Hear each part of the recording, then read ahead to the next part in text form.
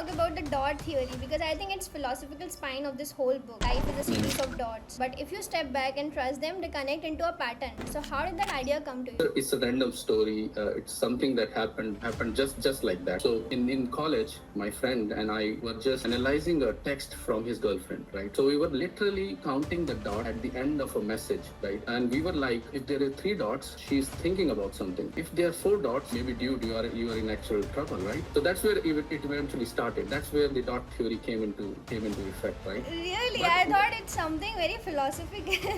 no, it's not. It just started this way in college where we were just looking at that dot, we were analyzing a message, thinking what the other person might be thinking. But eventually, when me and my friends sit together and started discussing it about it more, we realized that these dots really make more sense than we know about them, right? So it's kind of, in real life, it's about those gaps that you have between what people say and what they really mean. So these dots are kind of those connections, and that's where the dot theory came from. Hello everyone and welcome back to Page of Pandora. Today I am joined by Anurag Malhotra. He's a writer who is doing something really interesting with his stories, mixing history, mystery, and a bit of spirituality. He started out in tech, but somewhere along the way he moved into writing, storytelling, and his latest book, The Last Musketeer, starts with a pretty intense situation and turns into this journey across cities, friendship, and a bigger mystery. Welcome to the podcast, Anurag. Thank you. Starting with my first question, the book is set in Chandigarh College of Engineering and Technology, which is your actual college, and you are an alumni of that batch. So, how much of this is real? Like, honestly, on a scale of 1 to 10? So actually, I've been always been a person who observe everything. Like, so I could be sitting in a coffee shop, reading my Agatha Christie novel, and still thinking about the people around me, how they are, who they are, where they are from. So things like that, right? So yeah, the book is actually set up in Chandigarh College of Engineering and Technology. That was where I did my engineering. I was part of that batch as well. So as far as the character goes, most of this is real, right? The story, the people, the circumstances that you see, the conversations that you see, right? So I actually believe in this 80-20 rule, right? When I write something, 80% of this is directly from reality. So the situations, the places you would see, right? And 20% is which I will add my writer's idea into it. So that would mean that I would pull a twist there. I will have a story which is larger than life, which is around those people itself. So yeah, if you want me to rate this, I would say 8 out of 10 on a realism scale. Yeah. Wow, right, because the details are incredibly specific, and that's not something someone invents, that's something someone remembers from their actual memories. Yeah, you're right. I would say you're right because uh, it's something that I've been writing when I'm with people around me, the actual characters around me, right? So it's kind of hazardous for those people as well, because when they're around you, the friends that are there around me when I was writing this, they become like an unpaid consultant for this story, correct? And eventually, what happens is when you're building a story like this, everyone around you is a subject. So how they write, how they what their habits are, how they behave in a situation, everything sneaks into the story. So and then when you're building a word like this, it's kind of become dangerous for people who are around you, right? So they say that it's very dangerous to be friends with novelists, right? Because they might be talking to you, but you never know when you are being written into a murder mystery. So yeah, that's where the characters came along. Yeah. Correct. Let's talk about the characters Raj, Aryan, Adi, all three musketeers. When you were writing them, were you thinking of Hmm. specific people or did they become their own thing somewhere in the process? Uh, Actually, what I would say is Adi and Aaryan. They are two of my closest friends. So what I did was I kind of borrowed their personality and put them into this larger than life world and see how they behave around it, right? Uh, my goal was eventually to keep them a very relatable character. someone you can just hang out with, but you would never know that they might be solving a mystery, right? So that's what I wanted these characters to be. And over time, they became their own things, like their own characters, right? They were not actual people I met. They make eventually, as the story progressed, they became their own characters. And if you want to see why they are like this, why they behave a certain way, I'm already writing a prequel called The First Musketeer with the bookmakers, right? Where you will know that why they are like this, what is the reason for their quirks, and it's like an original story that I'm writing, which these characters deserve, but they really didn't want me to write it, but I'm writing it anyways. Wow. So when you're planning to release it? This will be somewhere in September because I'm there with. It's just the initial draft that I've shared with the book bakers, and so they will be helping me find a publisher, and then we'll go from there. Yeah. Wow. So let me ask you about Adi specifically because Adi is the most alive character in the book. In my opinion, he's chaotic, he's funny, he argues in a jail cell about scientific pain management, but he also turns out to be carrying the most weight of all. Did you know from the very beginning that Adi was an investigative agent, or did that reveal itself while you were writing? So I have a character. So when I started writing it, I always wanted to put this NIA agent character there because I'm already since my childhood I've been fascinated by these stories, the raw agents, the NIA agents, right? We all have been, right, heard those stories, and we have been fascinated how they work, right? And like Dhurandhar 2 coming in, people are kind of more fascinated about Yeah, this, right? right. Correct. So when I had this character in mind, I wanted to write someone who's very, I would say, very calm, super calm, even in all these, everything else around him is falling apart, right? But from the start, I didn't lock anyone as that character. So as I progressed and as I reached the climax, I eventually understood that Adi fits in that role much more than anyone else. Because in real life also, this guy is very calm, right? So what I did was I took his calmness and just stored it up to a NIA agent level, right? So kind of someone who's so calm that he can be a part of a national security agency, right? Uh, and eventually, when I was writing this, I was not writing him as a character, right? It was kind of something in flow. Everything is going in flow. I was not thinking about him, but it's kind of he's auditioning for this role himself, right? So yeah, it's actually funny how you give this badge to your best friend, okay, who can be an agent who can go on and save a world, but when you meet him in real life, he's not good at finding a good place to have dinner, right? So he doesn't know what to eat, where to eat, right? So it's kind of funny where how these characters shape up in a book. Yeah. Right, that actually makes this character even more layered because while reading, you don't fully see it coming, but when it clicks, everything about him suddenly makes sense. Yes, right. That's how it is. Yeah. That's why this character is very very different from the others. Yes. Yes. I want to talk about the dot theory because I think it's philosophical spine of this whole book. Adi explains it in the college library. Life is a Mm. series of dots. They don't make sense on their own, but if you step back and trust them, they connect into a pattern. So how did that idea come to you? It's kind of funny. It's a random story. It's something that happened just like that. So in college, my friend and I were just analyzing a text from his girlfriend, right? So we were literally counting the dots at the end of a message, right? And we were like, if there are three dots, she's thinking about something. If there are four dots, maybe dude, you are in actual trouble, right? So that's where it eventually started. That's where the dot theory came into effect, right? Really, But I thought it's something very philosophical. no, it's not. It just started this way in college, where we were less just looking at that dot. We are analyzing a message, right? And we are thinking what the other person might be thinking. But eventually, when me and my friends sit together and started discussing it about it more, we realized that these dots really make more sense than we know about them, right?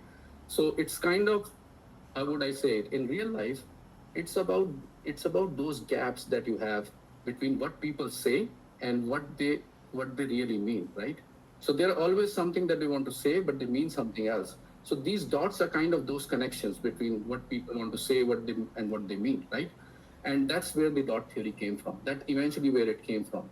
So what I did was I just took this dot theory, put it in the book, and then eventually made a kind of a secret around it, so that you can solve a puzzle around a dot, right? And then I would just say that you should never underestimate a dot in our life, because a dot is not just a full stop, right? It's something that tells more about what a person thinking, and what it means a lot more than what we know about it, right? So that's where the dot theory came from. Yeah, Wow, that's a different perspective to look at it. yeah, right. So, what I've understood so far reading your book is that the people who shape you most are often the ones you understand last. So, why do you think it always takes us so long to truly understand the people who matter most to us?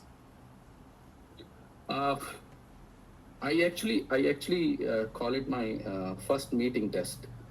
So eventually, when you meet someone, right, at first, you sometimes people who have same personality or a quality, you don't like them, right?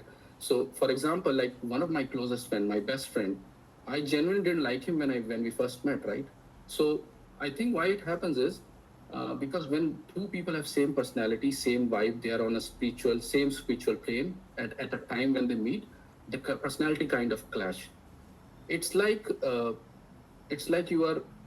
you're looking at something in another person, a quality in some other person you are not comfortable with yet.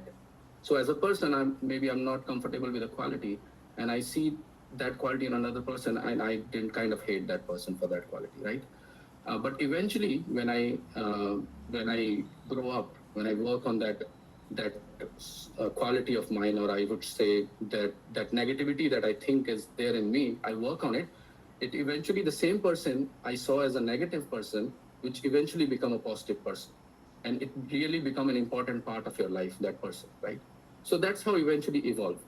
In stories that we write, we generally call it as a redemption arc, right? But in real life, it's how we find our best friend, right? So that's how we find a best friend in real life. So yeah, that's what it is. That's actually real. I think we all go through that. You only understand people once you have had some distance from them. Yes, right. You wrote a book about 4 years of your life, then you lost the entire manuscript and you rewrote it. So most people would have just stopped there. So what made you go back? I would say stopping there was not something that I ever thought of. I never thought of quitting, right? Why? Because first important thing was the story. I wanted to write this story because I think I owe this to these characters, that I will show this to the world, right? So that how I've seen this character in my real life, I would want to tell this to the world. And more importantly, if I didn't write about them, they would eventually be just sitting in my head, right? They would just be living in my head there. So I just wanted to write that story so that people also know about them.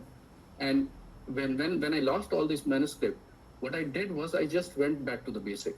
What I did was I picked up a pen, wrote everything that I can remember, every instance that I can remember, and then started writing a story around it.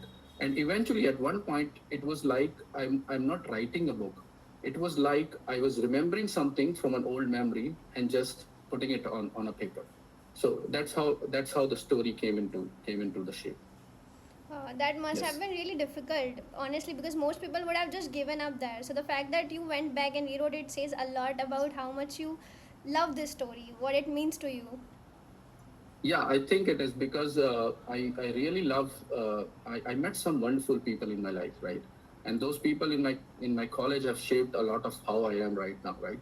And I eventually wanted to people to know about them, those characters, right? Because my college had a lot of there were geniuses, there were people who were the most notorious backbenchers as well. Every college has that, right? So I wanted to have that. I wanted those people to live for a longer time, right? Not in my head, but also with people, with readers as well, so that they can also connect to them. Yeah. Right. We are living in a world that tells us success is about building a massive network and being the loudest person in the room. And your story suggests that the ultimate maturity is actually found in solitude and the ability to let go of people you love for a higher purpose. For the person listening who feels like they are losing friends or that their circle is shrinking as they grow, so how do we find the courage to be the last musketeer in our own lives without feeling lonely? Uh, I think a lot of people think like that. The way we are explaining it, right? A lot of people feel like that, but they don't really talk about this stuff, right? They eventually don't want to talk about this. But for me, the Last Musketeer is like a mirror, right? When I've started writing this book, also it was kind of a mirror for me when I was writing those characters and putting them there. So it's like realizing that you're never alone in this life, right? You think you're alone, but you're not, right? There is someone somewhere always rooting for you. You are here as a person because of someone. Someone might have taught you something. That's why you have these qualities, right? Even if they're not physically around you, they're still there. They're helping you with every step, right, to grow. So, and about the circle that you're talking about, right? The circle gets shortened, right? People circle can get smaller, right, with time. That's normal. That's normal because as we get close to ourselves, close to understand ourselves, what we are, we don't want to spend time with so many people who don't relate to how we think, what kind of relationship that we have with ourselves, we want to have with people as well. So we are circle shortens, right? So we then eventually, uh, what happens is you start trusting yourself more. You start trusting that in these times, in these lonely times, when you were alone, when it was all dark, you had no path to go, you still had someone who was guiding you, right? It might have happened with you. It might have happened with every readers that might read my book, right? So that they at time they would think that, okay, it's all done, dusted, I can't go anywhere, there's no, but we're still here, right? We're still here living. So I think life is the most precious gift we have right now. And this Last Musketeer will tell people that there is a quiet stand between us, and we should never stop, uh, because we all have a purpose in life. We are here to fulfill that purpose, and I think we should just go ahead and fulfill that purpose of ours and not stop with these hurdles that we have. Yeah. That's a very powerful message you've shared, and I think a lot of people will be connecting with your book personally. Okay, I think so, and I want to, because I always when I write, and every book that I write, I actually take examples from around me, and I want people to relate to those characters because I don't want to make a character people can't relate to and can't relate to these stories, right? And they can, yeah, that's what it is. Right, and I feel that fiction books teach you a lot about person rather than just Yeah, non-fiction books. yeah, I think so because fiction will non-fiction is when you are talking something about some traits or something. That non-fiction would be something like some knowledge they might want to give you, right? And they write a non-fiction book, something about say finance. They want to write about something else, spirituality, anyways. But books, when you see a fiction book and you read it, you will understand the author's mentality. You will understand how he's thinking, what he's thinking about, and also when I also write my book, right? There's always a message in that book. And why I want to hide that message in a book is sometimes reading these non-fiction books where there is a message, people don't get bored about it, right? So if I give you a message about spirituality and I talk about it right on this call, you will get bored after some time. Say why?